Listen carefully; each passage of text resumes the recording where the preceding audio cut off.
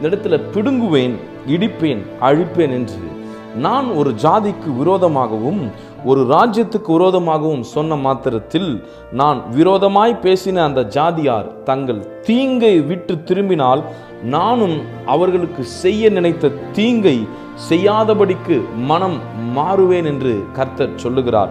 தேவ ஜனமே, ஒருவேளை ஸ்தோத்திரம் அந்த நினிவே பட்டணத்துக்கு யோனா என்கிற தீர்க்கதரிசி போய் நீங்கள் இப்படிப்பட்டதான பாவங்களை செய்து கொண்டிருக்கிறீங்க, தேவனுடைய சமூகத்தில் மனம் திரும்புங்கள் என்று சொன்னபோது அந்த தேசமே ரட்டுடுத்தி தேவ சமூகத்திலே பாவங்களை அறிக்கை செய்த போது கர்த்தர் எப்படி அந்த ஜனத்தை அழிக்காதபடிக்கு மனம் மாறினாரோ அப்படி உங்க வாழ்க்கையில ஸ்தோத்திரம் கர்த்தர் மனம் மாற முடியும். ஆனால் வேதம் இன்னொரு காரியத்தையும் சொல்லுகிறது, கட்டுவேன் நாட்டுவேன் என்றும் ஒரு ஜாதியையும் ஒரு ராஜ்யத்தையும் குறித்து நான் சொல்லுகிறதும் உண்டு.